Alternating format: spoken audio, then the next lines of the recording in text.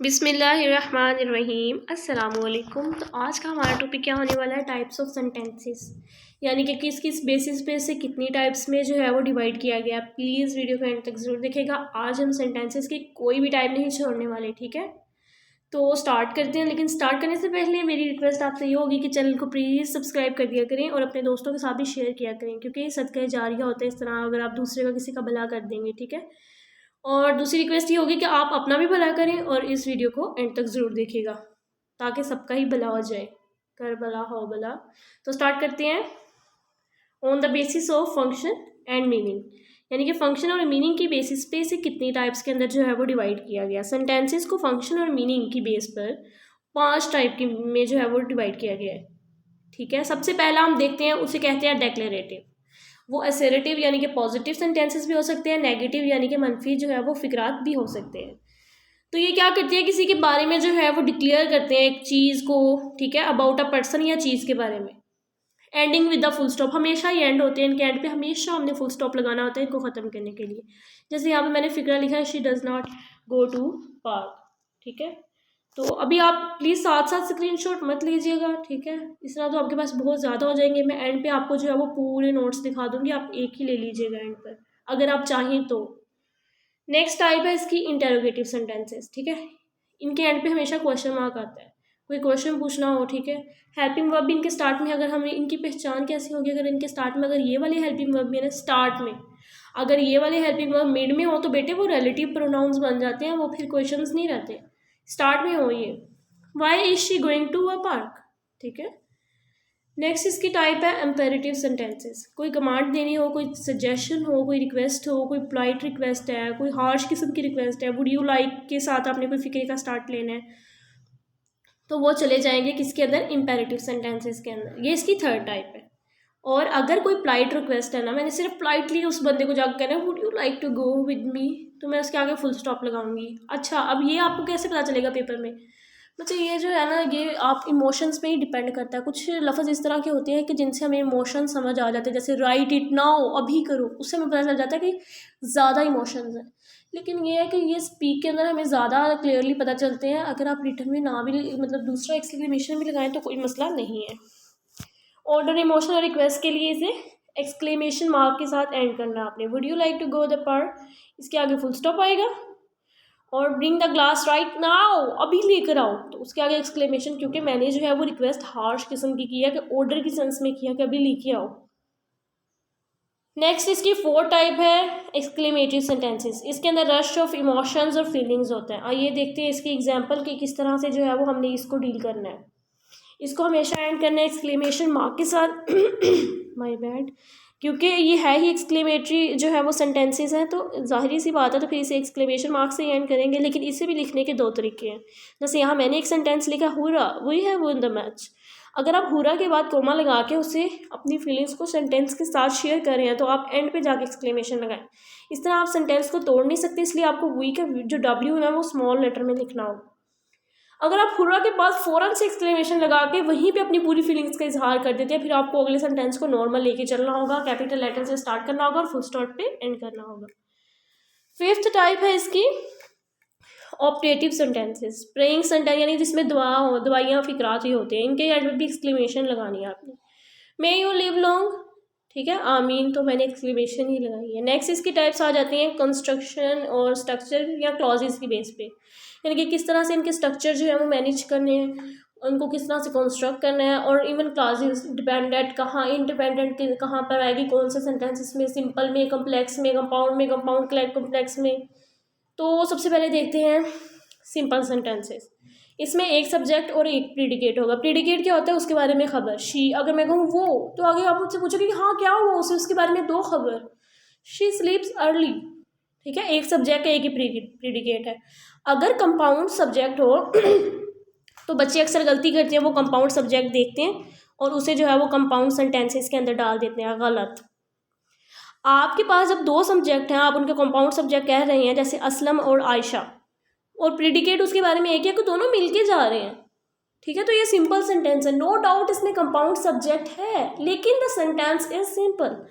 इसी तरह से कंपाउंड प्रीडिकेट, अगर एक सब्जेक्ट है उसके बारे में आप 2 खबरें दे रहे हैं, she loves and enjoy the party, ना सिर्फ उसने जो है वो उस पार्टी को उससे प्यार होगा बल्कि उसने उससे लुत्फानंदोज भी हुई, ठीक है।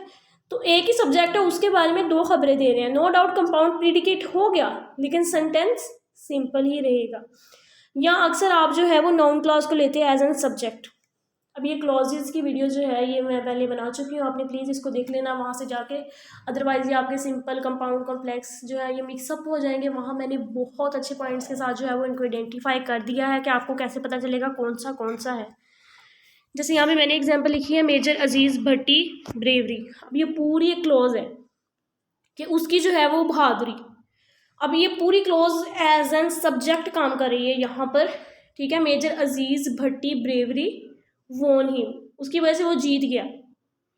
तो यहाँ पर जब noun clause as an subject आएगा बच्चे, तो आपने जो है वो इसे लेना है सिंपल सेंटेंस में। जैसे यहाँ मैंने लिखा व्हाट अली डिड, अली ने जो कुछ भी किया वाज रॉन्ग, गलत था।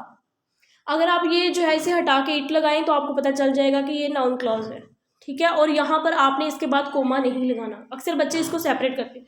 मेरी बात सुने, आपने कभी सुना है सब्जेक्ट के बाद वर्ब के दरमियान कोमा आएगा? ये पूरी क्लॉज एज एन सब्जेक्ट के तौर पे काम कर रही है, आप इसके बाद कोमा लगाएंगे तो आप गलत करेंगे। यहाँ पे कोमा नहीं लगाना, what Ali did was wrong. ये एक सिंपल सेंटेंस है, देखने में आपको पता नहीं क्या भद्दा सा लग रहा है और ये क्या है, तो आपने इस तरह से नाउन क्लॉज की आइडेंटिफिकेशन भी सीखनी है। इसी तरह से एडजेक्टिव क्लॉजेड वर्ब, तो आपने वो वीडियो जो है वो ज़रूर देख लेनी है। नेक्स्ट आ जाते हैं कंपाउंड सेंटेंसेस। इसमें 2 इंडिपेंडेंट क्लॉजेज होते हैं, ठीक है, और वो सेमीकोलन से जुड़े होते हैं। यहाँ सेमीकोलन से यहाँ कोमा लगा के कोऑर्डिनेटिंग कंजंक्शंस के साथ जुड़े होते हैं। कोऑर्डिनेटिंग कंजंक्शंस को याद रखने का निमोनिक एक ही है, फैन बॉयज, एफ फॉर, ठीक है। इनसे अगर मिलते जुलते, जैसे फॉर के लिए देयरफॉर भी होता है, तो आप वो भी इसके साथ यूज़ कर सकते हैं, क्योंकि किस सेंस है ना, लेकिन क्योंकि में बिकॉज नहीं इसमें आता, ठीक है। वो आपने याद रखना है, वो सबऑर्डिनेटिंग कंजंक्शंस में ही रहेगा। ए से एंड से नोर, बी से बट कंट्रास्ट के तौर पर, ओ से और, येट स्ट्रॉन्ग कंट्रास्ट के तौर पर, ठीक है। बट और येट में कोई ख़ास फर्क नहीं होता, बस ये कि येट में ज़्यादा स्ट्रॉन्ग कंट्रास्ट होता है। और ऐसे सो, जैसे यहाँ मैंने एग्जांपल लिखी है डेफर नो टाइम, ठीक है। डिलेज हैव डेंजरस एंड्स, यानी कि वक्त वो कह रहा है कि उसमें कोई ताख़ीर ना करो। इस तरह अगर आप ताख़ीर करेंगे तो उससे जो है वो आपको बुरे नताइज मिलेंगे, ठीक है। तो नेक्स्ट यहाँ पर आ जाता है हमारे पास complex sentences type number 3 on the basis of structure, construction and clauses. इसमें एक मेन क्लॉज होगी और बाकी जितनी क्लॉजेज होंगी वो सारी डिपेंडेंट होंगी। इसको कोमा लगा के या तो आप सेपरेट कर सकते हैं या आप सबऑर्डिनेटिंग कंजंक्शंस लगाएं, बिकॉज, अनटिल, टिल, इफ में और भी काफ़ी होते हैं, ऑल्दो वगैरह, तो वो मैंने लिखे नहीं है, वो आपको जो है वो खुद पता होने चाहिए। यहाँ मैंने एक सेंटेंस लिखा यू विल लूज, तुम हार जाओगे। इफ़ यू डोंट ट्राई, अगर तुम जो है वो कोशिश ही नहीं करोगे तो तुम हार जाओगे। अगर मैं कहूँ यू विल लूज, तुम हार जाओगे, तो पूरी बात समझ आ रही, मैं कह रही हूँ तुम हार जाओगे। अगर मैं कहूँ कि अगर तुम कोशिश नहीं करोगे, अगर मैं कह रही हूँ यहाँ पर अगर तुम कोशिश नहीं करोगे, तो आपको क्या समझ आएगी? आप कहेंगे क्या मतलब, क्या कोशिश नहीं करूँगा? तो ये डिपेंडेंट क्लॉज है, ठीक है। तो इस तरह से आपने जो है वो आइडेंटिफाई कर लेना है जिसमें एक डिपेंडेंट क्लॉज हो या सबऑर्डिनेटिंग कंजंक्शन हो या एक डिपेंडेंट हो और बाकी सारी जो है वो डिपेंडेंट है और एक इंडिपेंडेंट है, एक मेन क्लॉज है, तो वो कम्प्लेक्स सेंटेंसेस के अंदर जो है वो आ जाएंगी, ठीक है। नेक्स्ट है कम्प्लेक्स इन इम्पेरेटिव। अच्छा, ये वाला बहुत इंपॉर्टेंट पॉइंट है। अक्सर बच्चे जब ये देखते हैं ना, ask Aslam to bring a glass of water, ठीक है, असलम से कहो कि वो लेकर आए एक ग्लास का, मतलब एक पानी का भरा हुआ ग्लास। बच्चों को देखने में ये लग रहा है कि कंपाउंड है, गलत। अगर मैं कहूँ आस्क असलम, असलम से कहो, तो बात कंप्लीट हुई नहीं ना हुई? तो यार आपने जो है वो यहाँ पर स्मॉल वर्ड्स नहीं देखने के, छोटा सेंटेंस है मैं इसे सिंपल में डाल देती हूँ, छोटा सेंटेंस है मैं इसे कंपाउंड, नहीं, पूरी सेंस बनाए, कितनी क्लॉजेज है, कौन आपको क्या मतलब डिलीवर कर रहा है।